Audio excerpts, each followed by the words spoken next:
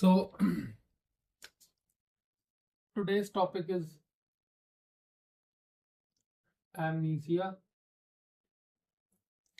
It is a condition in which the brain does not able to make any kind of new memories. That is amnesia. Before teaching amnesia, you must understand how memory works and how the normal system of formation of memory takes place. So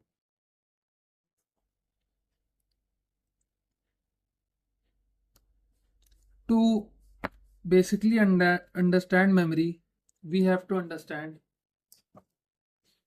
the classification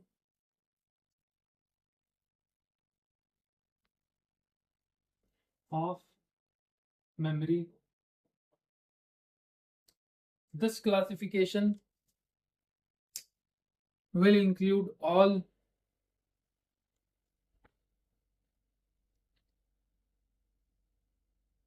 the types.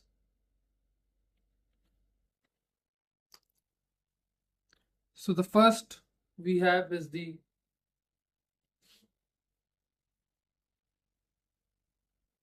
declarative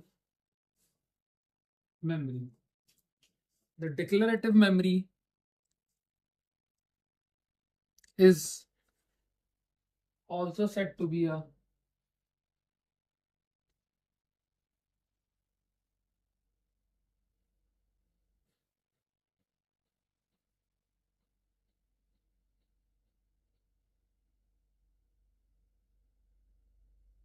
conscious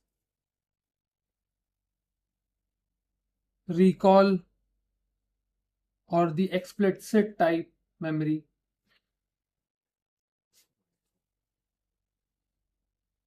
I don't understand why I'm missing out on spelling so much. So the conscious recall memory is basically divided into two parts. The first part is episodic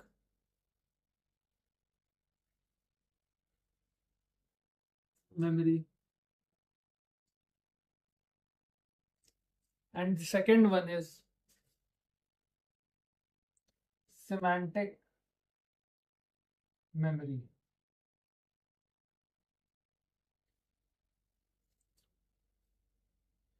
So the episodic memory consists of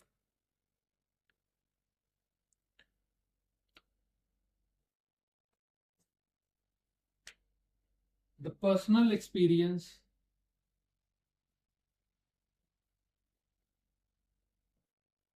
that you get with the time.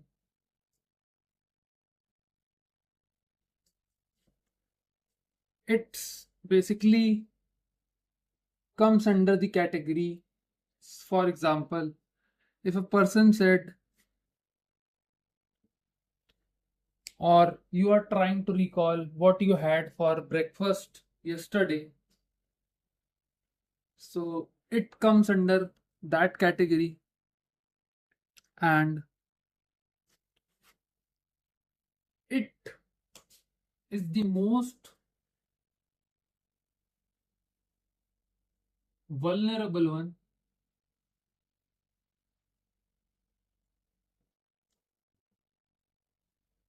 when hippocampal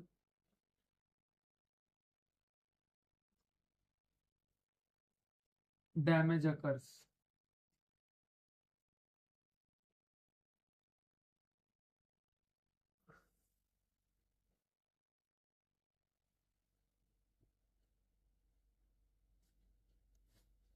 The most vulnerable when hippocampal damage occurs. The second type we have is the semantic memory. The semantic memory is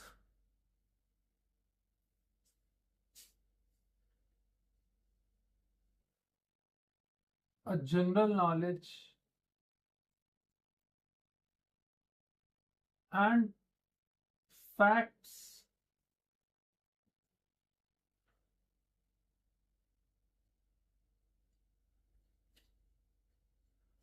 recognition memory.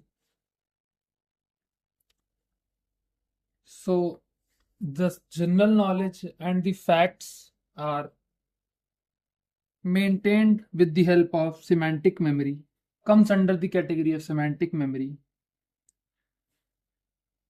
So we have discussed the declarative memory, which is a conscious recall containing the episodic and semantic memory. The episodic memory comes with experience and time, while the semantic memories are the general knowledge and facts. For example, if I ask you, what is the value of pi? That pi. Okay, that pi. So you will say 3.14 and extra. So these are the some facts and general knowledge part that come under the semantic memory. So we have discussed the declarative memory. Now we have second kind of memory, that is non-declarative.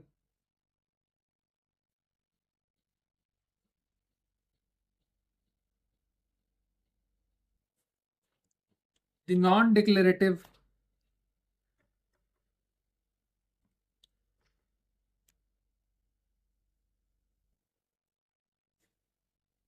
is the memory when the patient is unconscious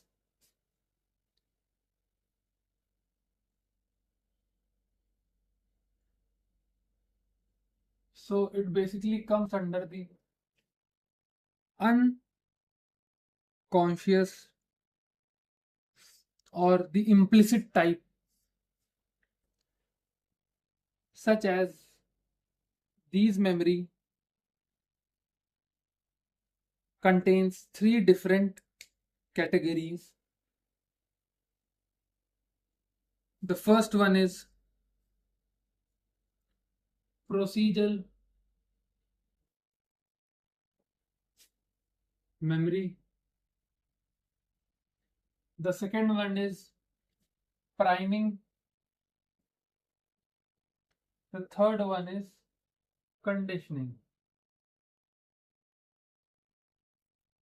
So these are the three types of memory that we are going to talk about: the procedural, priming, and the conditioning one. So we have to understand that the procedural memory involves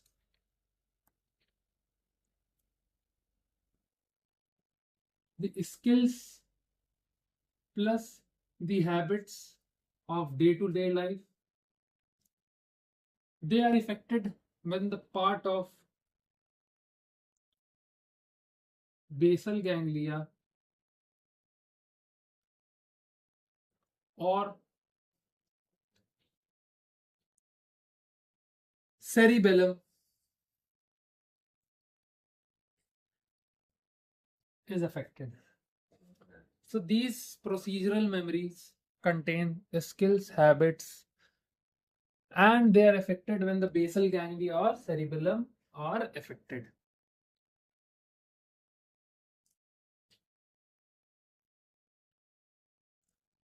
The second type is priming. It is a type of memory that facilitates facilitates facilitates facilitates recognition, that facilitates recognition.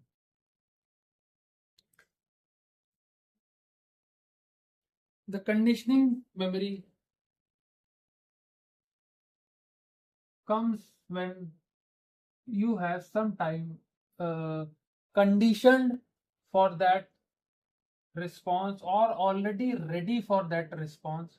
So it is used in conditioned response, that someone came to you asking for money, you said no.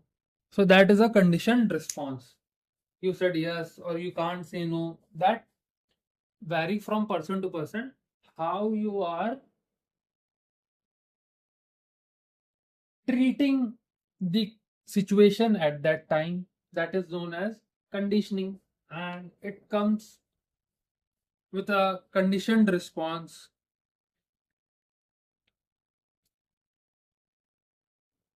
Now we have the declarative, the non-declarative, and the third one or the last one is the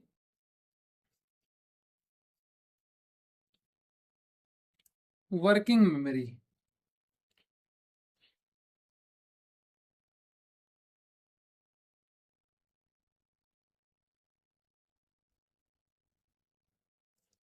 What does the working memory contain?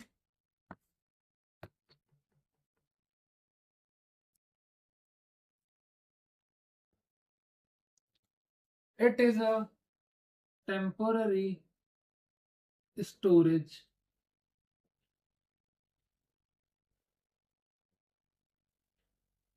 of memories, and basically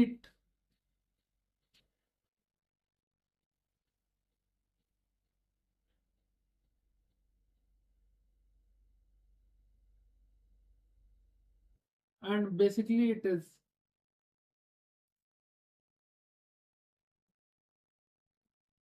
gets faded in few seconds.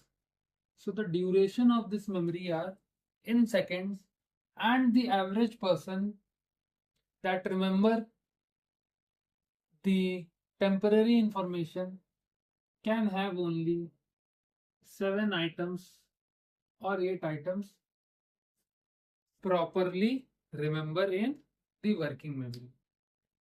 The working memory is more like the RAM.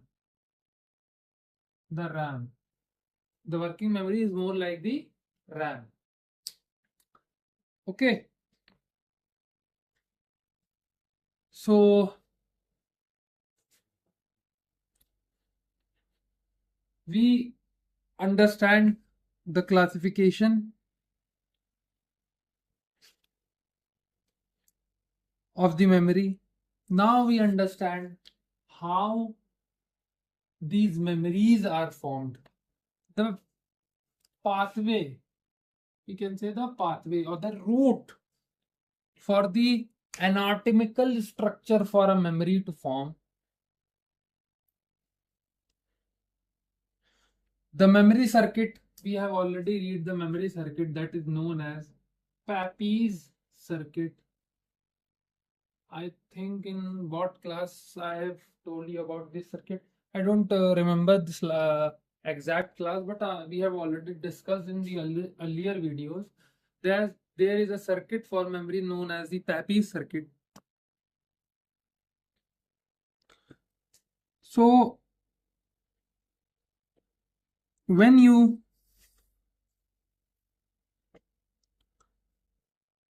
get any type of information, that information pass through different levels of organs, and not the organs but the area where the memory processing happen. So the first is the hippocampus. After that, this memory, we have to do like this will be fine. Hippocampus. After this hippocampus, that memory is gone into fornix. After that fornix, it went into mammillary bodies. After that mammillary bodies, it is went into mammaliothalamic tract. So you can remember the hippocampus, the fornix. For memory, you can remember the mammaliar bodies and the mammaliothalamic tract. After that mammaliothalamic tract, it goes into the anterior thalamus nuclei. After that, entering the anterior thalamus nuclei, it went into cingulate gyrus. After that gyrus, it went into entorhinal, which we have read in the previous class, I think of the dementia one. Yes, the dementia one. We have read about the entorhinal part. So it went into entorhinal cortex, and after entering the entorhinal cortex, it went again to the hippocampus. So that's a anatomical structure of your memory transporting from one pathway to another and then returning back to the same hippocampus to preserve this memory. There are also many other structures. I will write it down here, such as amygdala. Amygdala is basically responsible for any kind of emotional memory. Then we have the basal forebrain.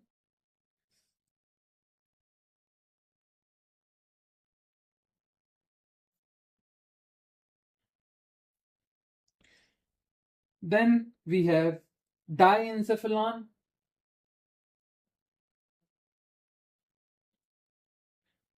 And after that, we have the prefrontal cortex.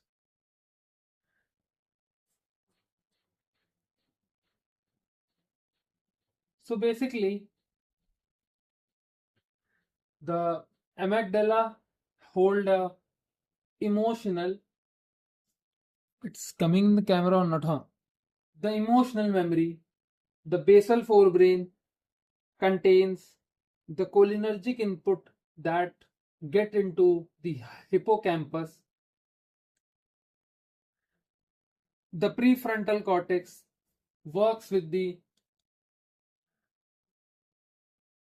working memory that we have discussed earlier.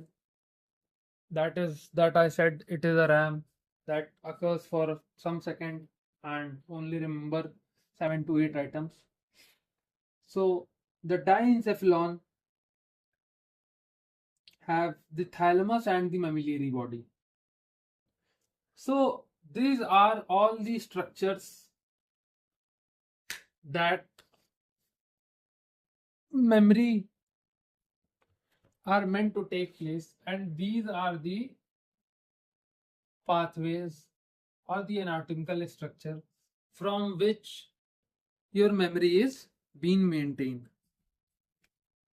So damaging any point from this to this or this to this or this to this leads to amnesia.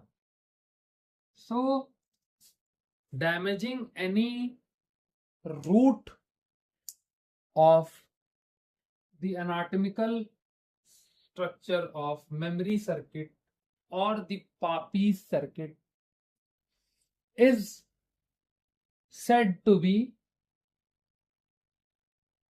causing amnesia. So this is the simple sorted definition, or the simple sorted condition. We have not directly talked about the definition, but you will get to know all the important things that are covered in it.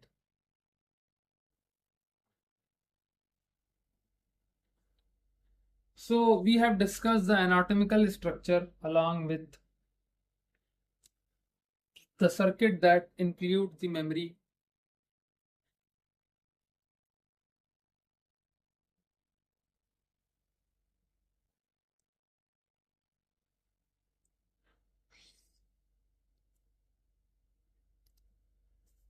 There are many type of amnesia.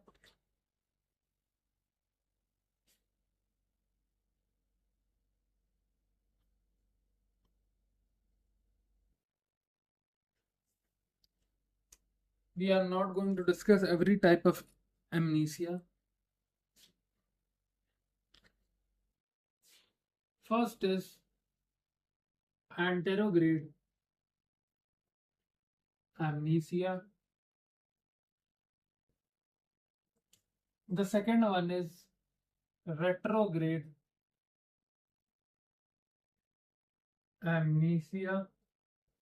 We will discuss some points about all these type of amnesias. The third one is the global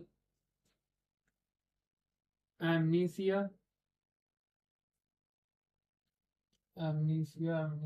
Okay.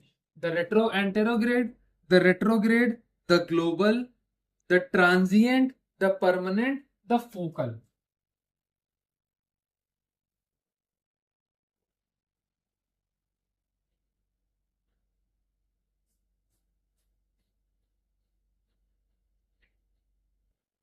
Four.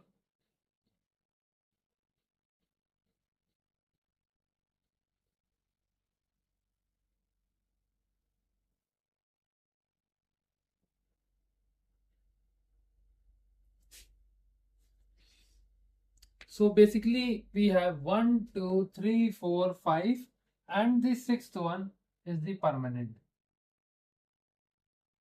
We will discuss some points about it to get you an overview. What are the types of amnesia that can occur to a patient and what condition it can lead to any patient. The anterograde amnesia is the condition when a patient can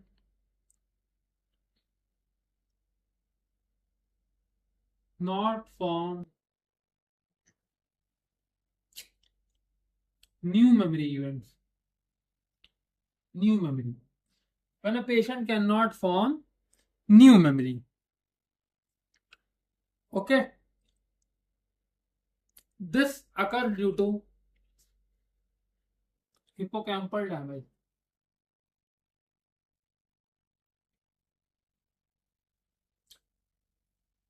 This is a classic example in movies when a patient says or a person says sir पे चोट लग गई, I can't remember anything. So this is a classic example of anterograde amnesia. This happens after the hippocampal damage. This hippocampal damage can be done by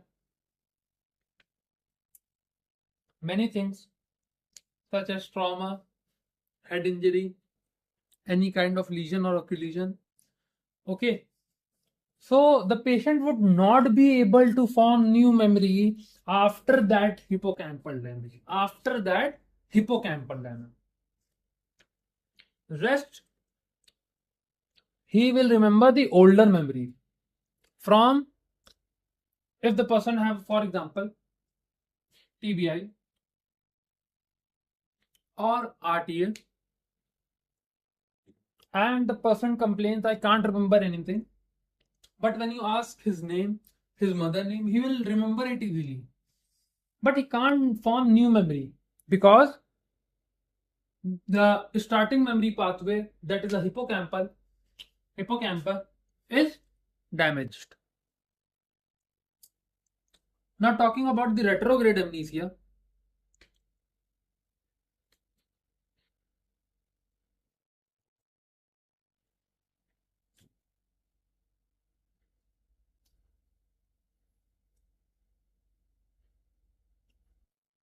In this, the patient cannot be able to recall the memory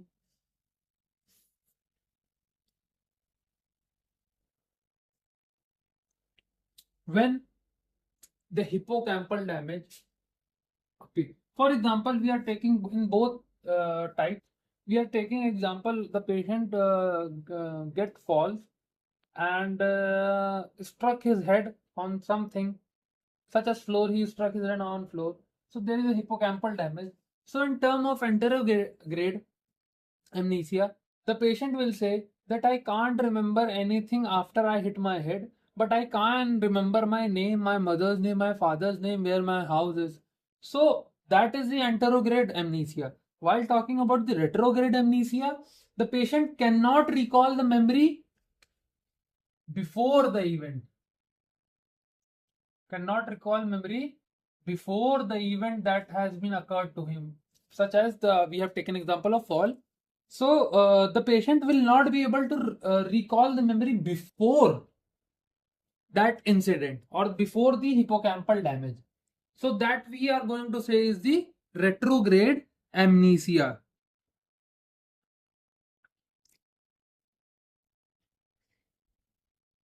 Now we are going to talk about the global amnesia. The global is simply a mixture of both antero and retro. So when a patient can't remember what has happened to him and what he was before the event or the accident that has occurred to him, then the patient is said to be in global amnesia or complete memory loss. Talking about the transient amnesia, these are the amnesia that are psychogenic and basically it resolves. That's why its name is transient amnesia. Talking about the focal retrograde amnesia. So it is a rare type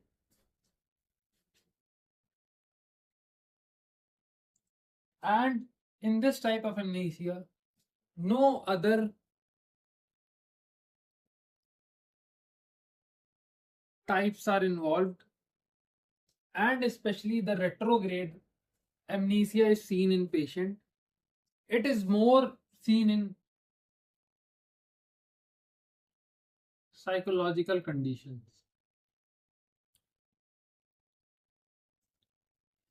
The last we have the permanent amnesia. So it is the opposite of transient one. It does not resolve over time. It basically occurs when there is a bilateral or complete damage of hippocampal. Okay, so these are some of the types that we know.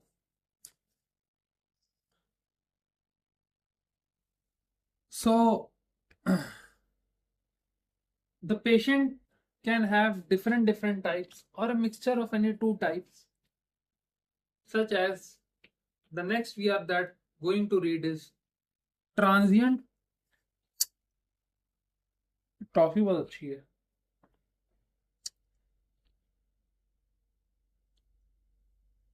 So the next we are going to read is A transient global amnesia. There can be a mixture of one or two or both. So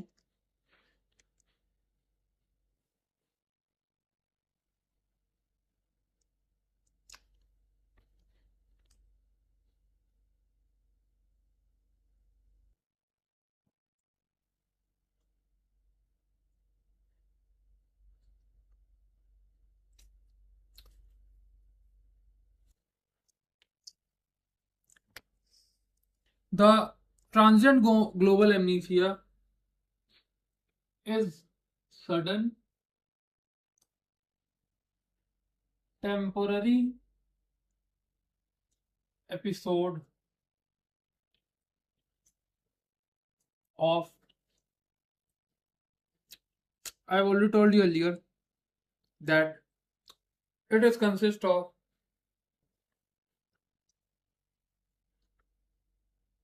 transient and global one. The global involve both the antero and retrograde.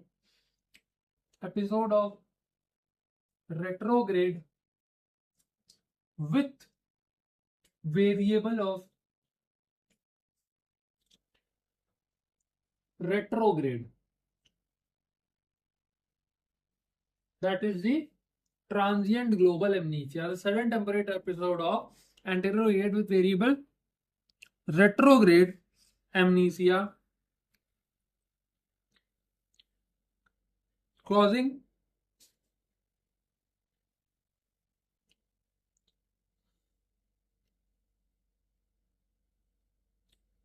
neurological deficit. Marker ink is over. So that is the transient global amnesia. So that a simple definition, as we are already seen the transient resolve itself.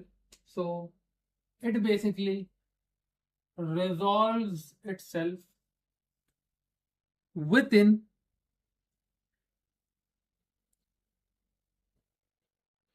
24 hours. Okay, there is a transient global amnesia that have the interrograde with a variable of retrograde amnesia, causing sudden and temporary episode of both of them and leading to neurological deficit is known as transient global amnesia. The resolving time of this amnesia is 24 hours.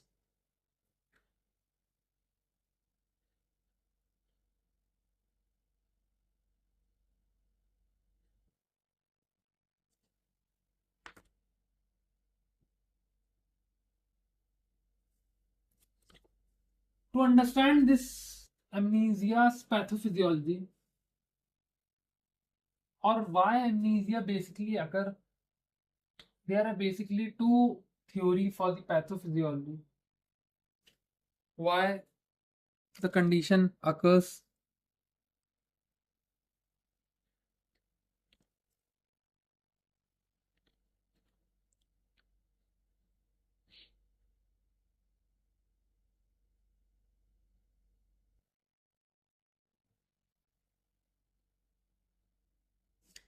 There are basically two theories.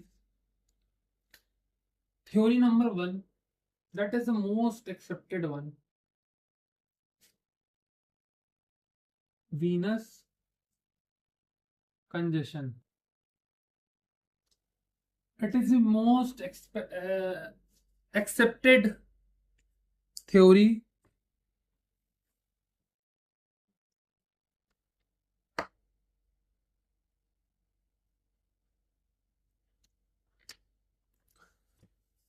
So, wait for 1 second.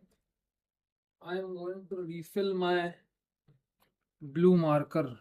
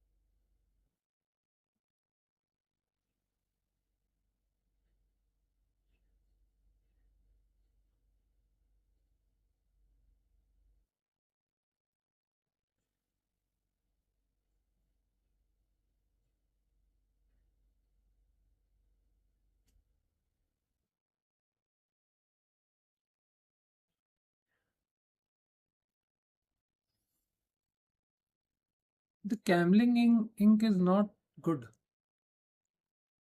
I'm using it for 1 month and I feel the DOMS one are good, the Camlin are not.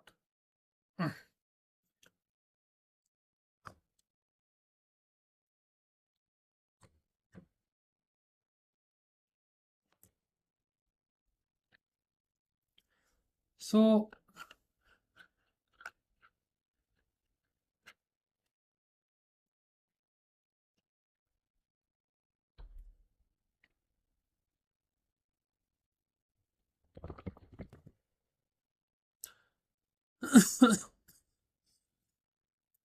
so the first theory, that is the venous congestion theory, it says when a patient perform the Valsalva maneuver, then due to that Valsalva maneuver, it is not a basically Valsalva maneuver. We can say a Valsalva maneuver like condition. For example, any type of condition that leads to the Valsalva, just like uh, we can say a replicating or a like activity like a Valsalva maneuver leads to not basically Valsalva, okay? It can be anything, any kind of cuffing, straining, sexual activity, any kind of upside down activity you are doing. So, any kind of activity that alikes like Valsalva maneuver leads to increased intrathoracic pressure.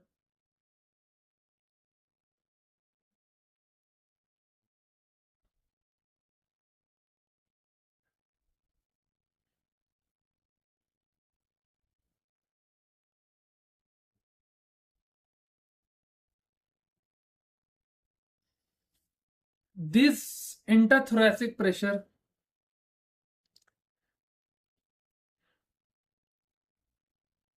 retrograde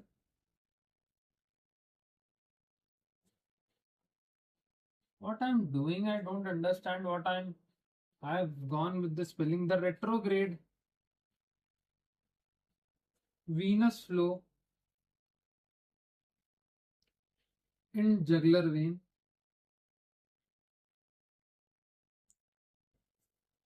this retrograde venous flow in jugular vein causes venous congestion.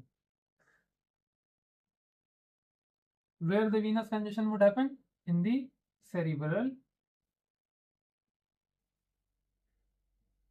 veins. And this in turn lead to the transient ischemia of hippocampus. We are saying the transient one because the Valsalva maneuver or any kind of activity will not be that prolonged. So, when the intrathoracic pressure decreases, the retrograde venous flow of the jugular vein also decreases, leading to the congestion in cerebral veins reduced by manyfold. So, the symptoms can be reversed. Basically, the symptoms are reversed within 24 hours, but usually or mostly it is resolved in 1 to 8 hours. So we are going to say it is a transient ischemia of hippocampus. Hippocampus. Got it? So that is the theory number 1, which is the most accepted theory, venous congestion, and it causes the transient ischemia. For We can also say the transient of hippocampus lead to temporary. I already told you that it will call it will cause temporary amnesia. Got it? So that's the whole point I was trying to elaborate.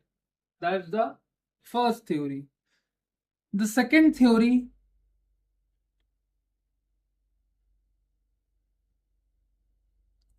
is the not accepted one, and it is a very simple theory. It is the most accepted one, so I teach it more briefly.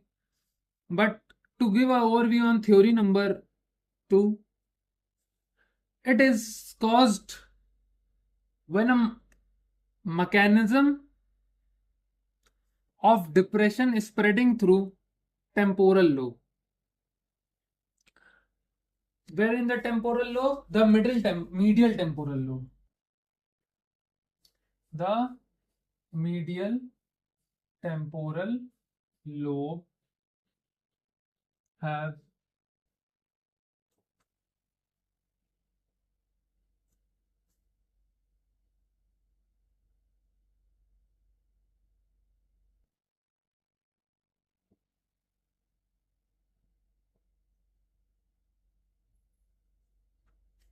migraine-like depression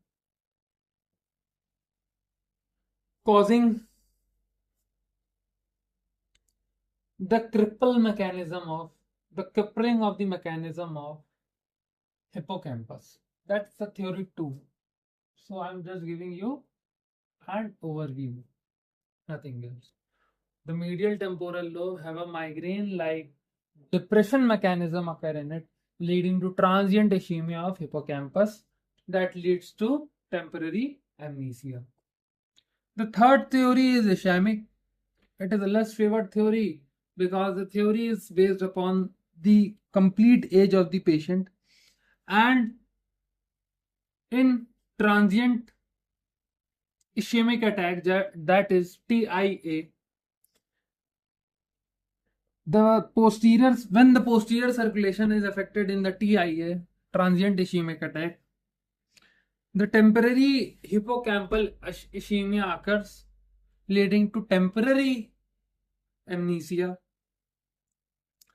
So there are no evidence of any kind of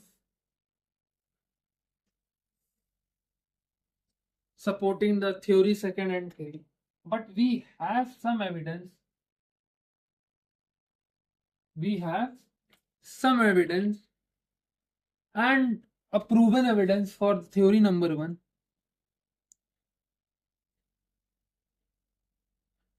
That in majority of the patient, the evidence we have found, the majority have a patient have, I don't know what the hell I am writing, the jugular vein compressed. That's the evidence we have found, that the jugular vein compressed, leading to incompetence. Leads incompetence. We can't exactly say compressed. We can say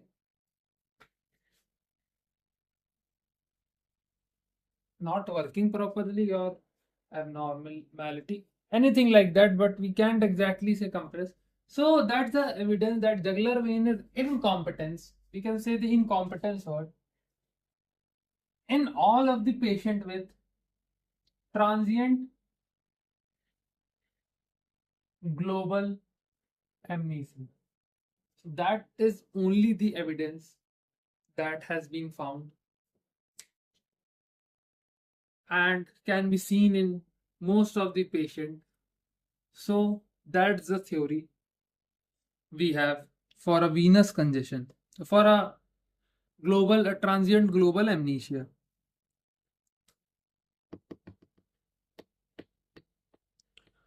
The main factor, as we have told about, like thing like Valsalva maneuver, physical exertion, physical exertion,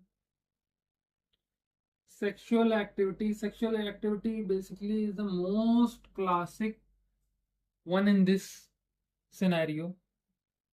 A person perform a sexual activity having a venous congestion and having the episodic having starting the episode of transient global amnesia. So the sexual activity, don't know why this, who touch my tripod stand, I don't understand. Okay, leave it. Leave it that way only. So okay, it's fine. The physical exertion, the sexual act, that is the most classical one. Cold water exposure. Cold water exposure. And sometimes medical procedure like endoscopy also lead to venous congestion, where the jugular vein incompetence are seen.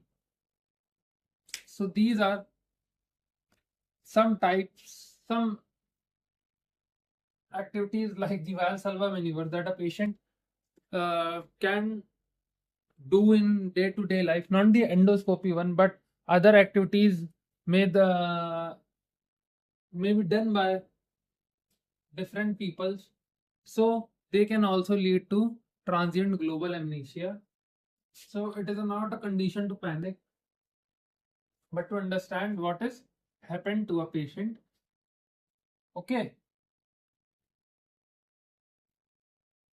So we get all the things here.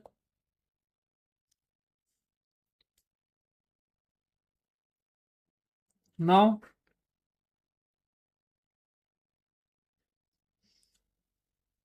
the clinical feature of transient global amnesia TGA. Wait.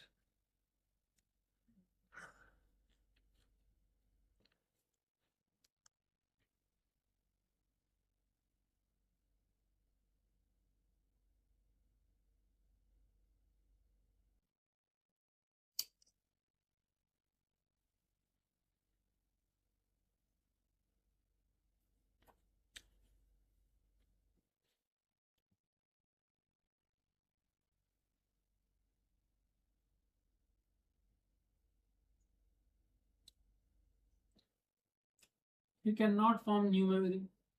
So the classic question will be where I am. मैं कहाँ हूँ? So the first question the patient will ask you, or any person asks you where I am. What happened?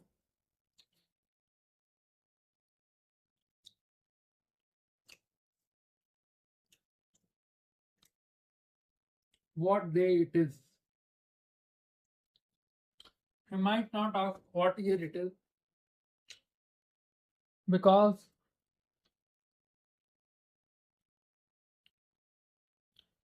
the anterograde part is much more have a higher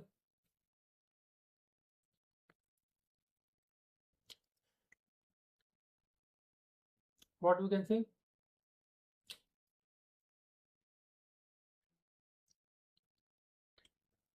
a higher place than the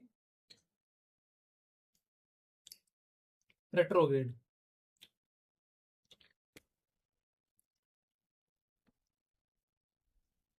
The patient should have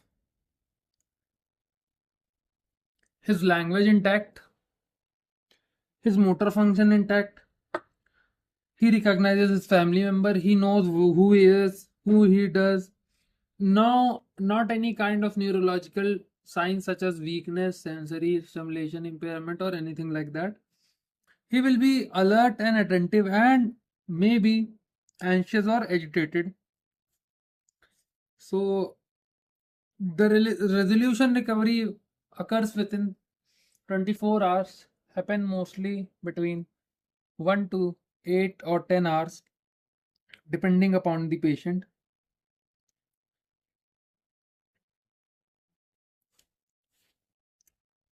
Upon investigation, the MRI shows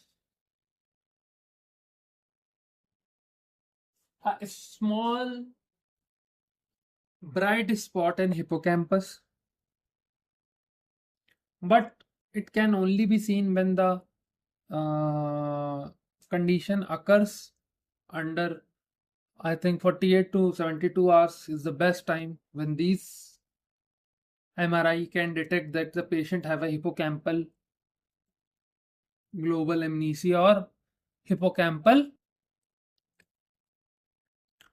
ischemia. No stroke pattern will be seen, and nothing else can be seen in this patient.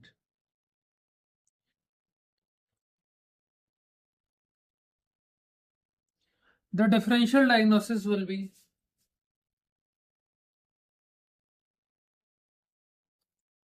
sometimes the drug induced amnesia also occurs in patient, such as alcohol or sedatives or BDZ, that is benzodiazepamines, benzodiazepamines. So the drug induced amnesia can also occur. People will also confuse this for transient ischemic attack or hypoglycemia.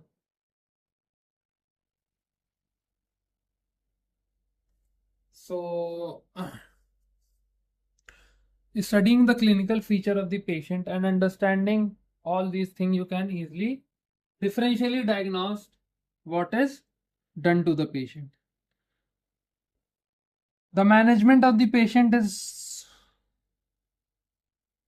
nothing more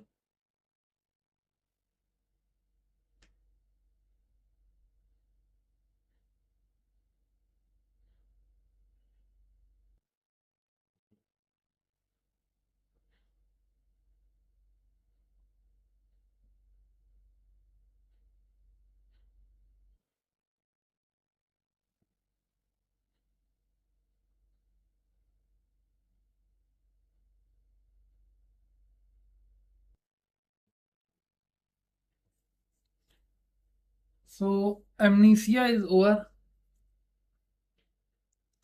The physiotherapy management is basically the memory building and other thing. So the amnesia is over.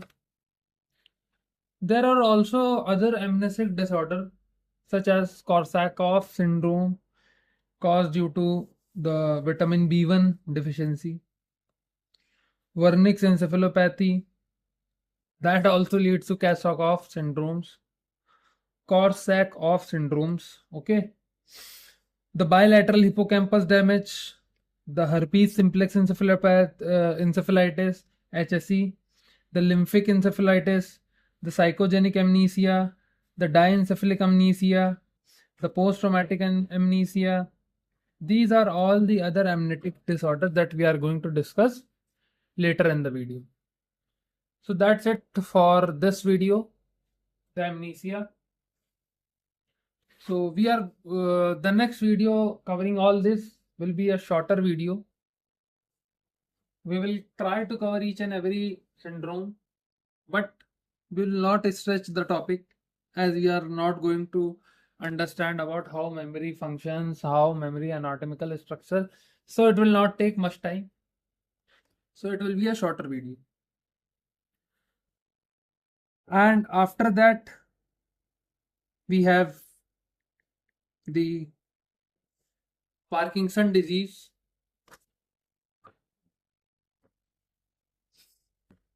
So